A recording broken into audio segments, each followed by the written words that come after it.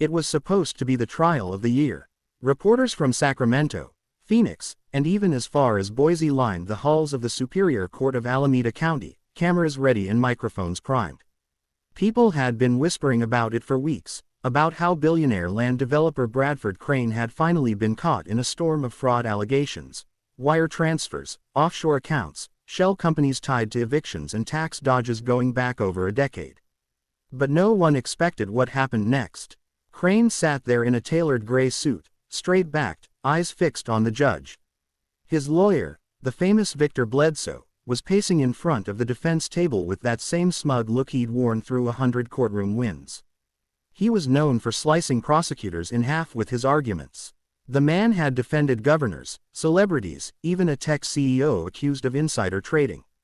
If anyone could get Crane off, it was him. Then it happened. Midway through the prosecution's third day, right after the judge asked for clarification on a financial report, Bledsoe closed his folder slowly. He didn't look confused. He didn't ask for a recess.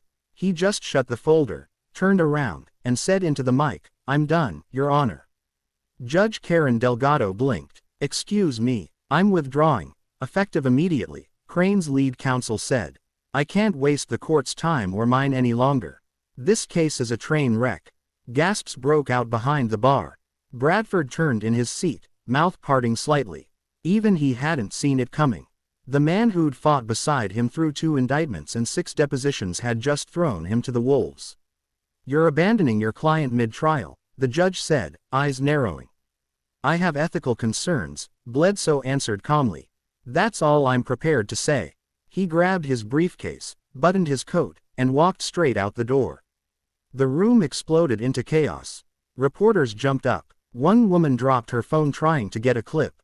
People shouted, asking what was going on, whether that was even legal, whether he could just leave like that. Bradford sat there like a man staring at his own funeral. The prosecution leaned in with half smiles. A billionaire with no defense wasn't just blood in the water, it was a buffet. But at the very back of the courtroom, someone stood still. He wasn't wearing a suit. He wasn't a lawyer or a paralegal, just a middle-aged black man in navy blue coveralls, still holding a mop handle in one hand and a spray bottle in the other. Lenny Garrison had been cleaning that same courthouse floor for 19 years. He'd seen hundreds of trials come and go. He knew which judge needed 3 sugars in her coffee and which bailiff to never joke around with. He wasn't supposed to speak. Janitors don't speak in courtrooms. But he cleared his throat and said loud and clear, "I will defend him." Heads turned. Lenny's voice didn't shake. He didn't hesitate. He didn't blink. "I said," he repeated, stepping forward, "I will defend Mr. Crane." You could hear the disbelief ripple through the room, the kind of shock that doesn't come with noise but silence, a kind of silence that tightens the chest. Judge Delgado leaned forward slowly. "Sir, do you have a license to practice law?" Lenny shook his head. "No, ma'am." "Then I can't allow you." "I'm not asking to represent him officially," he said. "I'm asking to speak. Just give me 5 minutes. If you still want me to leave, I'll leave." A murmur rose from the benches. Some laughed, some scowled. The DA rolled his eyes. Bradford turned to look at him, and for the first time that week, the billionaire's face cracked into something close to emotion, recognition. Because he knew Lenny. Years ago he'd seen him in a different room. Back then Lenny Garrison wasn't holding a mop. He was holding a folder, fighting for his son's right to stay in the only apartment they had left. But that was a part of the story no one in that courtroom knew yet. They were about to find out. The courtroom was buzzing like a school cafeteria during a food fight. Judge Delgado leaned back in her chair, pinching the bridge of her nose like she was trying to stop a headache before it really started. "Mr. Garrison," she said slowly, as if choosing her words with surgical precision, "this is highly irregular." "I know it is," Lenny said, "but you just watched that man get left behind in the middle of a trial. Nobody's stepping up. I'm not a lawyer, but I know what it looks like when someone's being railroaded." The prosecutor, Dean Kilmer, leaned into his mic with a grin. "Your Honor, is this really happening? Are we going to let the janitorial staff start practicing law now?" The courtroom laughed, mean laughter, sharp and layered with judgment. Lenny didn't flinch. He stepped forward again, Not too fast, not dramatic, just steady. Let them laugh, he said, eyes fixed on the judge. But that man helped my family when nobody else would. I may not be certified to argue this case, but I know what's right and what's wrong. Let me speak. Bradford was staring at Lenny now, jaw slack, his usual boardroom poise nowhere to be found. Wait, he whispered. Lenny. Lenny gave him a quiet nod. Yeah, it's me. The judge tapped her gavel once, just once, like a warning. I'll give you 3 minutes, she said. That's all. You're not under oath. You're not part of the defense team, and this court isn't in the habit of letting strangers interrupt official proceedings. But I want to hear what this is about. Lenny glanced at Bradford, then stepped into the open space where the lawyer had stood moments before. You want to talk about fraud? He began, eyes shifting to the jury. You want to talk about lies and manipulation? Let's talk about it. He raised the spray bottle still in his hand and held it up like a teacher pointing to a chalkboard. This is ammonia, he said. You mix it with vinegar and hot water, and you can scrub damn near any stain off a courtroom floor. I've used it to clean up blood, vomit, spilled coffee, spit, things most people pretend not to see.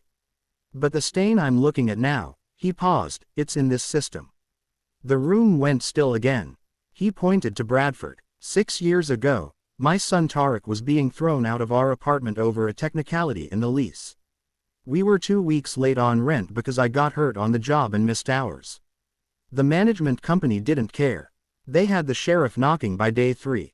My son was 15, bright, and he had a shot at a scholarship if he didn't get pulled out of school. Lenny took a breath like he was measuring the next sentence. Bradford Crane didn't know me, never met me, but he was on the board of that company. He read about the case, and for some reason, maybe because of my kid's grades, maybe because he has a daughter that age, I don't know, but he called it off personally. He told the board to back off. He made sure we stayed in that home. He looked down for a second, his voice dropping. I never forgot that, and I sure as hell wasn't about to let him sit here alone while the sharks circled. Kilmer cut in, voice dripping sarcasm. That's a touching story, Mr. Garrison, but it has nothing to do with the legal matter at hand.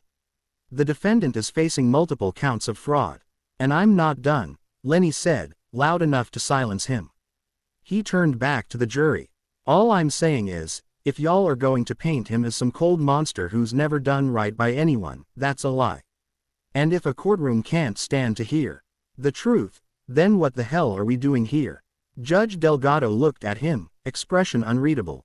You've had your time, Mr. Garrison. Please return to your seat. Lenny gave a short nod and stepped back. He sat down quietly near the back, mop and spray bottle leaning against the bench. The jury was silent. Even Kilmer didn't say anything for a moment. Bradford stared straight ahead, lips pressed into a line, eyes burning. For the first time, he didn't look like a billionaire. He looked like a man watching someone fight for him, not because of money, not for headlines, but because once long ago he had chosen to do the right thing when it cost him nothing. But the system wasn't going to let Lenny off that easy. The courthouse emptied slowly after the session was adjourned for the day. People filtered out in clusters, jurors escorted by deputies, reporters rushing to file their updates, legal assistants whispering theories like it was a crime scene. But Lenny stayed seated, mop by his side, eyes resting on the polished wood floor he'd cleaned that morning. He wasn't trying to be a hero. He never had. But something inside him was stirring again, something he hadn't touched in years. Back in the early 90s, before his back went bad, before his wife passed, before life twisted the way it always does, Lenny had a plan. He was in night school at Fresno State, working toward a law degree. It was slow. He was juggling a day job in construction, evening classes, and weekend shifts washing cars to cover tuition. But he believed in it, in law, in justice. Then came the crash. In 1995, a scaffold collapsed at a job site in Visalia. 3 men got sent to the hospital. 1 didn't come back. Lenny was lucky, just a shattered shoulder and 3 cracked ribs, but the bills piled up. His wife, Marcia, took extra shifts at the diner, but it wasn't enough. He dropped out before the final semester. He had no choice. Years passed. Law school became a story he only told once, on a quiet night, to his son Tarek. And then not again until Bradford Crane. Tarek was 16 when the eviction notice hit. The management company didn't want explanations, just their rent and then some. Late fees stacked up like bricks. They had 72 hours. Lenny tried to reason with the office manager and got nowhere. He called legal aid. They were backlogged. He even offered to clean the building's lobby for free if it would buy him another week. Nothing worked. Then came that phone call. Some woman from the corporate office called and said, "You don't need to worry anymore. Mr. Crane has asked us to pull the eviction. You're paid up." Lenny had asked her twice if she was sure she had the right family. She was. She said Mr. Crane had personally reviewed a few pending evictions that week and flagged Lenny's as an exception worth correcting. They never spoke directly, not until today. Back in the present, Lenny finally rose from his seat and walked toward the exit. He was halfway down the hall when someone called his name. "Mr. Garrison." He turned. It was Bradford, now surrounded by 3 guards and his bailiff escort, his tie loosened, his hair slightly out of place, but his voice calm. "You remember me," Lenny said, a little surprised. "I never forgot," Bradford replied. "I didn't know you still worked here." Lenny gave a small shrug. "Somebody's got to keep this place from smelling like feet and regret." Bradford cracked a smile, just barely. "Why'd you do that?" he asked. "What you said in there?" Lenny leaned on the mop, eyes narrowing. "Because you were the only one who looked past the papers. Back then I was just a name in a file. You didn't owe me anything, but you helped. And I figure maybe I can't help you the same way, but I can make sure your name ain't dragged without someone at least saying that ain't the whole story." Bradford was quiet for a second. "They're going to tear you apart for this," he said. "Press, lawyers, maybe even your boss. They've been tearing folks like me apart for a long time," Lenny said. "I'll survive." A bailiff motioned for Bradford to move along. "Thank you," Bradford said, voice lower now. "You're welcome," Lenny replied. "But don't thank me yet. This ain't over." And it wasn't, because as Lenny turned to head back to the supply closet, something caught his eye. Just a flicker on a monitor outside courtroom 4B, a live feed replaying footage from earlier testimony. Financial spreadsheets were being shown on screen by the prosecutor's assistant. It looked standard, nothing fancy, but something didn't sit right. It was a figure on the bottom line, something about the dates and transfers, a transaction that didn't line up with the others. It was tiny, barely noticeable, but Lenny had seen enough invoices, balance sheets, and pay stubs while scraping to get by that his gut twitched. And his gut didn't lie. But figuring out what it meant would require Lenny to dig into a world he'd walked away from decades ago. The next morning, the courtroom felt different, heavier, like everyone was waiting for something to explode. Judge Delgado walked in 5 minutes late, lips pressed thin, coffee in one hand. You could feel her mood before she even opened her mouth. She looked out over the courtroom, paused a moment, and said flatly, "Before we begin, I want to address what happened yesterday." All eyes shifted to Lenny. "The court is aware Mr. Garrison is not licensed to practice law," she continued. "He will not be acting as legal counsel for Mr. Crane. But after discussion with the district attorney's office and review of court policy, I am allowing him to serve as an informal legal aid, so long as he does not directly question witnesses or address the jury." Gasps, whispers, then silence again. She looked directly at Lenny. "You'll work under my rules. No outbursts, no speeches, no mop in the courtroom." Lenny gave a tight nod. "Understood, Your Honor." Then she turned to Kilmer. "And if the prosecution smirks one more time, I'll hold you in contempt." This isn't a circus. The grin vanished from Kilmer's face. Court was now in session. As the prosecution resumed, Kilmer strutted to the front like a rooster ready to crow. "Ladies and gentlemen of the jury, I'd like to remind you that behind all the money, behind the polished shoes and fine suits, we have documents, proof that Mr. Crane knowingly shifted money into shell companies under fake names." He waved a few printouts in the air. "Here's a payment made to LC Holdings on March 17th. Here's another to Nava Partners LLC the same day. Both tied to offshore accounts, both under Crane's oversight." He clicked the remote. 2 spreadsheets appeared on the big screen beside him. Kilmer went on for 10 more minutes, laying out a tight story, one of deliberate, precise fraud. It was convincing. Lenny sat quietly, jotting down notes in a spiral notebook. He didn't even have a laptop. He turned to Bradford, whispering, "Those payments, Nava and LC Holdings, you ever seen them before?" Bradford shook his head. "No, not directly. I don't handle account routing. My CFO does." "What's her name?" "Dina Rossetti. Been with me 11 years. Lenny nodded and kept writing, but something was gnawing at him. He waited until the court broke for recess, then stepped outside with Bradford, motioning for him to lean in. "I think they're building this case around documents you never saw. That payment to LC Holdings, I saw it on the screen yesterday. The memo line says insurance settlement. Who gets insurance through a company? That doesn't exist." Bradford looked puzzled. "We don't. Not unless someone's hiding something." "You said you trusted Dina with your life," Lenny said, raising an eyebrow. "You sure about that?" Before he could answer, Dina walked into the hallway, eyes behind dark glasses, clutching a designer bag, barely acknowledging Bradford. She gave Lenny a once-over. "You're the janitor," she said, almost amused. "No, ma'am," Lenny said, straight-faced. "Today I'm the man trying to stop this thing from going sideways."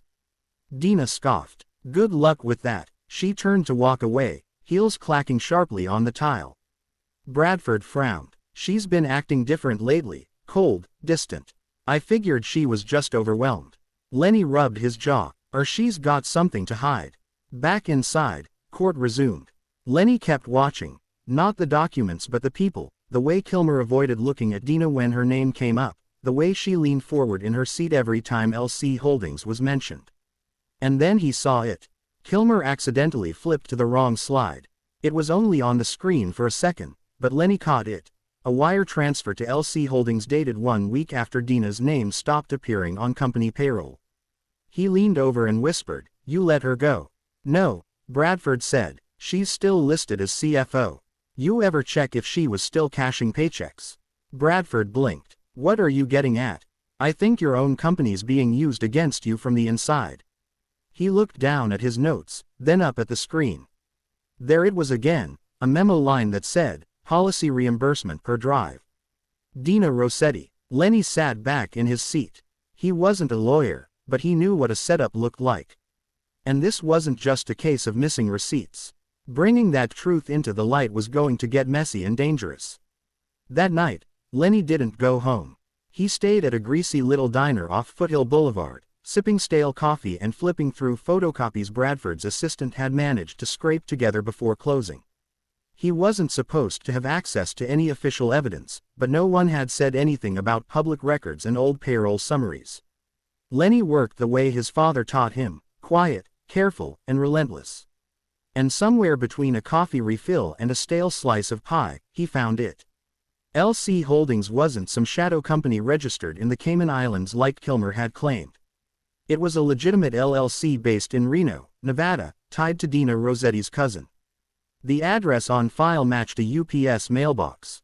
The company had only one active contract, a consulting deal with Crane Properties, signed not by Bradford but by Dina herself, dated 5 weeks before she stopped showing up to board meetings. It wasn't fraud, it was embezzlement, and the wrong man was on trial. The next morning, Lenny walked into court early, holding a slim stack of printouts, his knuckles tight.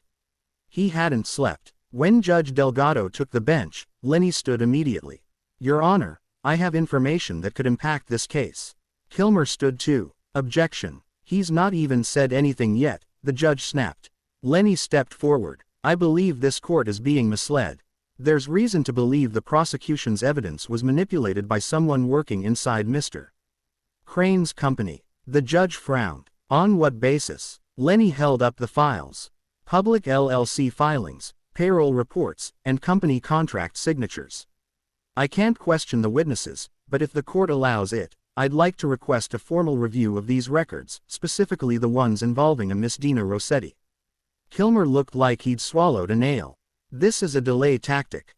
"Is it?" Lenny asked, finally locking eyes with him. "Because I can tell you right now that LC Holdings is real, and the woman pulling the strings signed off on every transfer you've called criminal, and she did it behind Bradford's back." Kilmer didn't speak, just clenched his jaw. The judge looked at the files. "Bring them forward." Lenny handed them over. As the judge scanned the top page, her eyes shifted. Clerk, bring this to the forensic accountant team for immediate review. Court is adjourned for 1 hour. Bradford looked at Lenny like he was seeing him for the first time. How did you even know where to look? I cleaned up after 100 cases just like yours, Lenny said. You start to recognize patterns. When court resumed, the courtroom was packed again. Word had gotten out somehow. Maybe a reporter had overheard in the hallway. Maybe a court clerk had whispered it in passing. Either way, people came back expecting drama. They got it. Judge Delgado tapped her gavel once. This court has reviewed the new materials. It appears the financial trail points to an internal misappropriation of funds carried out by Ms. Dina Rossetti. The LLC in question was not fake, and there is substantial evidence suggesting Mr.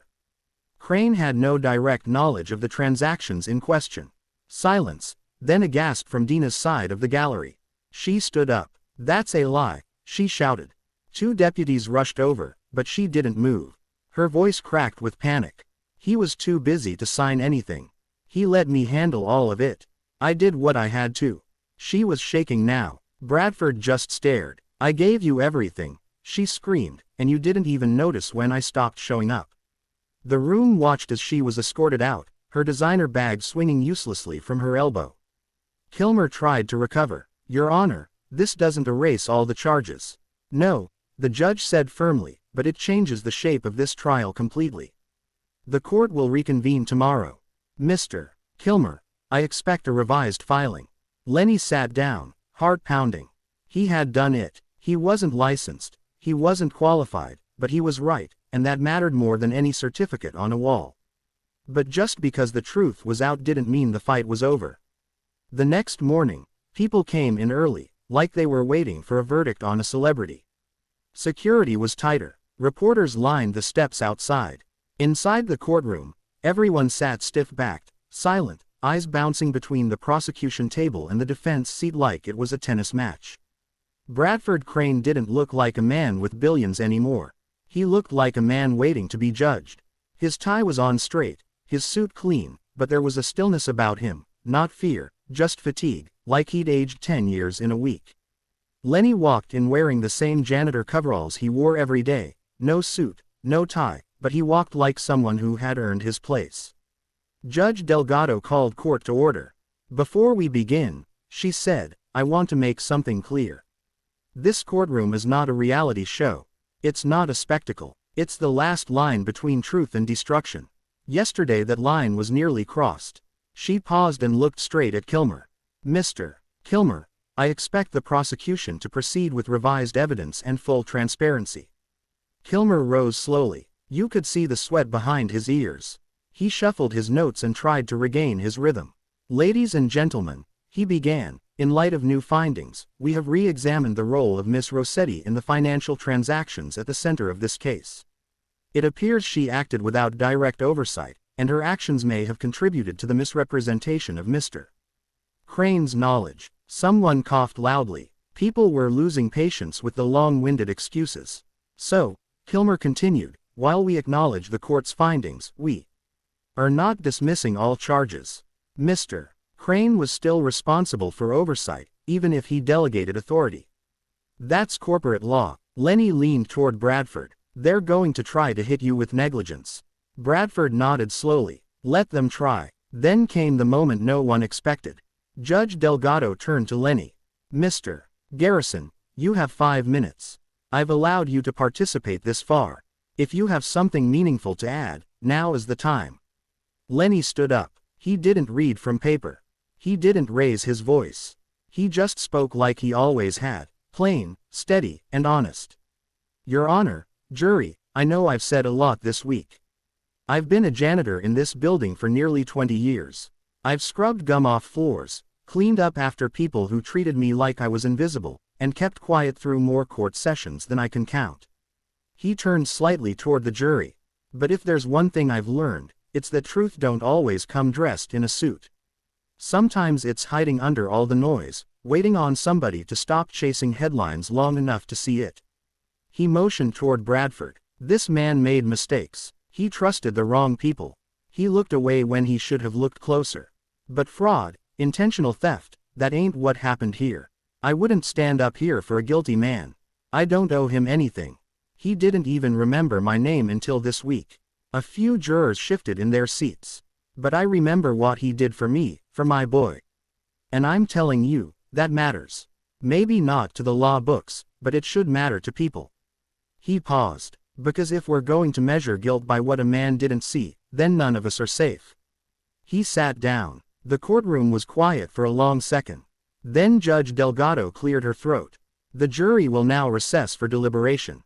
They were gone for 3 hours. When they came back, it was like everyone had stopped breathing. The foreman stood, looked at the judge, then looked at Bradford. In the matter of criminal fraud and conspiracy, on all primary charges, we find the defendant not guilty. Bradford closed his eyes just for a second. Then he turned to Lenny. I owe you my life. Lenny shook his head. You don't owe me anything. Just don't forget this moment. Kilmer packed up quietly, avoiding eye contact with everyone. Outside the courtroom, a reporter shoved a mic in Lenny's face. What made you think you could pull this off? She asked. Lenny smiled, tired. I didn't think, he said. I just couldn't stand watching someone fall alone, especially someone who once pulled me up. But the real victory wasn't the verdict. It was the reminder that doing what's right doesn't require permission. The media wanted a sound bite. They wanted Lenny to step up to a podium and tell the world what it felt like to save a billionaire in court with nothing but a mop, a notebook, and his gut. They called it a miracle, a twist, a headline. Lenny called it common sense. He never gave the press what they wanted. No big speech, no book deal, no talk show interviews, just a quick statement outside the courthouse steps. I didn't save a billionaire.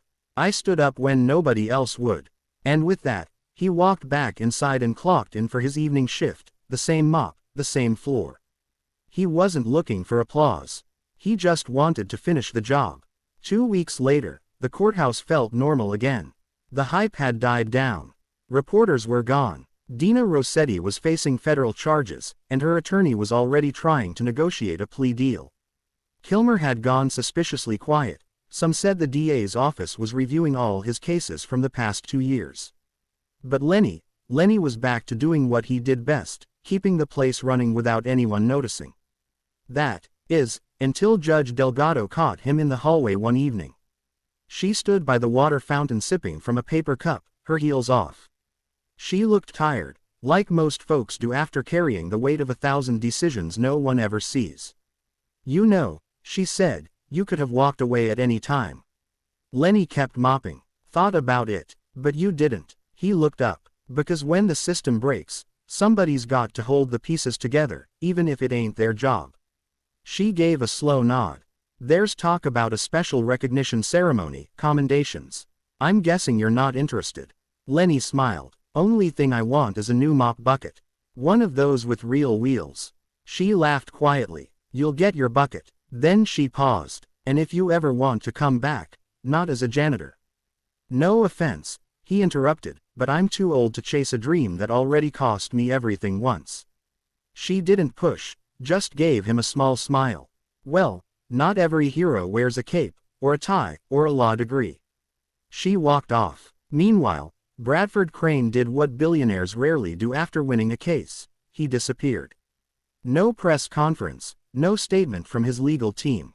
He was seen once at a coffee shop in Modesto wearing jeans and a windbreaker, reading a newspaper like he didn't own 4 towers downtown. A few weeks after the verdict, a thick envelope showed up at the courthouse, no return address. Inside was a single page, typed, Lenny, I'm stepping away from the company. I've handed it off. It's time for something else. You reminded me what accountability looks like, not in a boardroom, not in court, but in silence when no one's watching. Thank you. Attached was a personal check, blank, just signed. Lenny ripped it in half and threw it in the trash. He didn't do this for a payout. That kind of money always comes with strings, and he wasn't about to be someone's PR stunt. But there was one thing he did do. He sat his son down that weekend. Tariq was in his 30s now, working tech support in Visalia, raising 2 kids of his own. They met at a park, nothing fancy. You ever think about finishing law school? Lenny asked. Tariq laughed. With 2 toddlers. Yeah, Sure, right after I learned to sleep with my eyes open. I'll help with the kids, Lenny said. And tuition. You don't got to say yes. But you should know, it's never too late to pick something back up. Tarek blinked. Where's this coming from? Lenny just smiled. Let's call it a long overdue promise. Some stories don't end with applause. They don't end with a big win or a parade or people chanting someone's name in the street. Sometimes they end with a man walking home after work, shoulders sore, shoes dusty, heart light. And that's more than enough. Because the truth is this. You don't have to be rich, famous, or powerful to change the outcome of a moment. You just have to speak up when it matters, even if you are the only one standing. If this story moved you even a little, take a moment today to notice someone whose voice is never heard. It could be the janitor at your job, the bus driver, the person bagging your groceries. Sometimes the people closest to justice aren't wearing suits.